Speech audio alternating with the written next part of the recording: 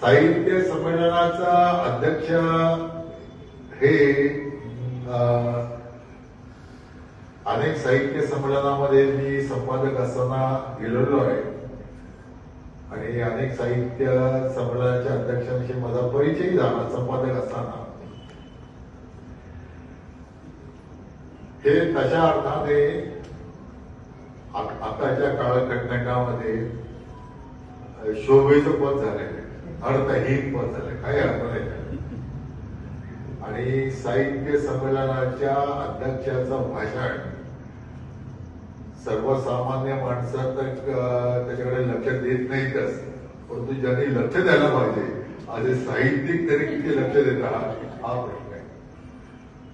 तर एकेकाळी साहित्य संमेलनाचं अध्यक्षाचं भाषण हे साहित्यिक सांस्कृतिक विचाराचे काही ना काही मौलिक म्हणून त्याच्याकडे लोक बघत असतात. साहित्य संमेलन ज्या उदात्ततेने न्यायमूर्ती रानडेंनी सुरू केला तो उदात्त गेला पुढच्या पुढे. आता हे सगळ्या राजकारणाचे आणि पोट भरण्याचे भरवण्याचे प्रसिद्धी मिळवण्याचे निवडणुकाचे परिणाम जे काय आले ते आपण बघितले. ते शरद पवारांना देखील म्हणावं लागलं की सुरुवातच्या कामामुळे आमचे हाल झाले. आता हे परिस्थिती पुढच्या वेळेला आणायची की नाही आणायची हे शरद पवार आणि कंपनी ठरवायचं. हे जर मागच्या वेळेस सगळेच वागले तर सकाळ सुद्धा पुन्हा त्याच गतीने जावं आहे. पण ते जर आपले नेहमीच जे इलेक्शन वातावरण असतं की नाही, we will fight election on issues. मग ते तुम्ही डेव्हलपमेंटचे इश्यू घ्या, आणखी कुठले इश्यू घ्या, अन्याय अत्याचार इश्यू घ्या, पण तो भलतेच नक्षावर विषय करायला लागला, मुसलमानांच्या दाढी पुरवायला लागला आणि फादरचे झगे घेऊन नाचायला लागला, अराजक वादांना बरोबर घेऊन करायला लागला, तर ते संघ सहन करणार नाही. मग त्याच्यासाठी एक वेळ घरावर तुळशी पत्र ठेवून समाजाचं पाय पडलं. मग असं जे संविधान आम्हाला एक ठेवतं, आम्हाला एका दिशेने जायला लावतं, आमची पॉलिटिकल सिस्टम नीट ठेवतं, ती कशासाठी बदलायची?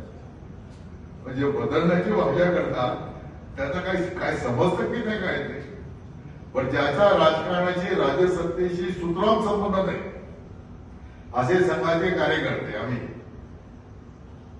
आणि संविधान हे ज्यांना राज्य करायचे तो राजकीय पक्षांचा विषय झाला, संघाचा विषय त्याच्या अर्थाने होत नाही. का संघाला काय राज्य करायचं नाही, निवडणुका लढवायचं नाहीये, पण ज्यांना निवडणुका देखील लढवायच्या नाहीये त्याच्यावर आरोप करायचे की तुम्हाला संविधान बदलायचंय.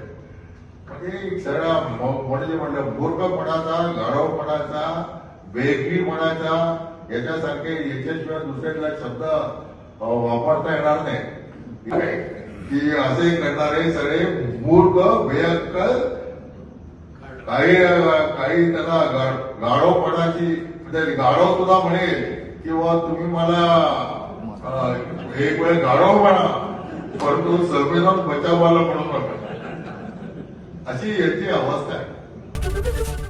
एबीपी माझा, उघडा डोळे बघा नीट.